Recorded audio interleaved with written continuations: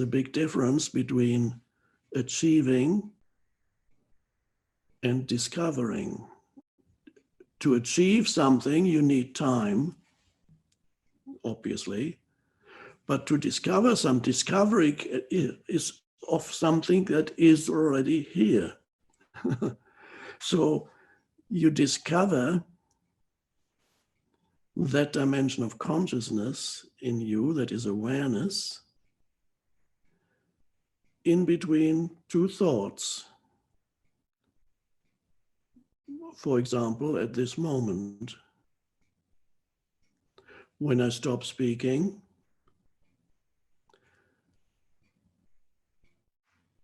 and then I speak again, so there was a gap, and that gap was, you were just aware. And it's happening again. In that gap, if you are alert, you are not thinking. In these gaps, you notice you're conscious, but there's no conceptualization. And again now.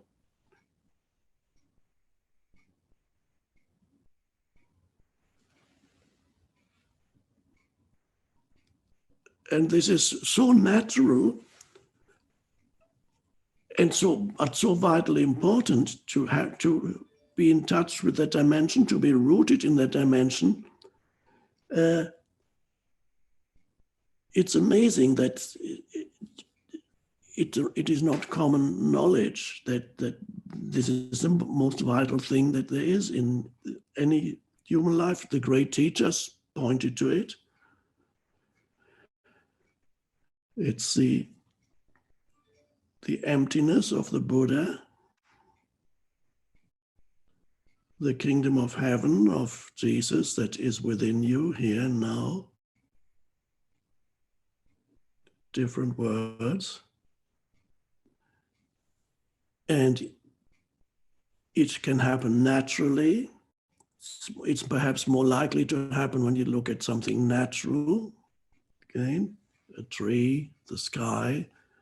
In the first moment of looking at the sky, in the first moment of looking at a landscape or at a tree or at a flower, you may find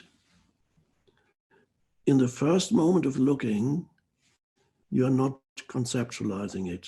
There's 2 or 3 seconds when there's just sense perception and an awareness of the sense perception. Look at the sky. 2 or 3 seconds. Then usually the mind comes in and says something about it.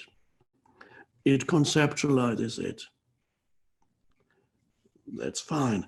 But if you can catch, so to speak, always the first moment when something arises in your sensory field, sensory perception, catch the first moment, and then you will notice for brief 2 or 3 seconds, there's no conceptualization.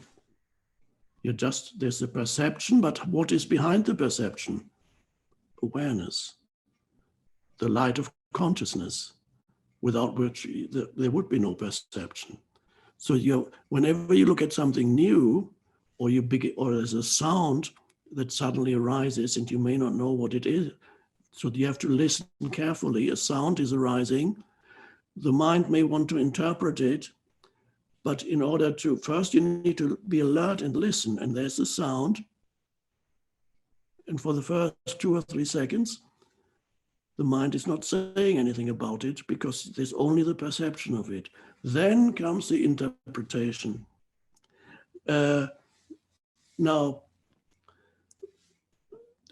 if you're completely trapped in the conceptualizing mind, these moments are so short when you're just perceiving, you're hardly aware of it, and whatever, you're almost immediately labeling it, or you're not even aware of it, or just peripherally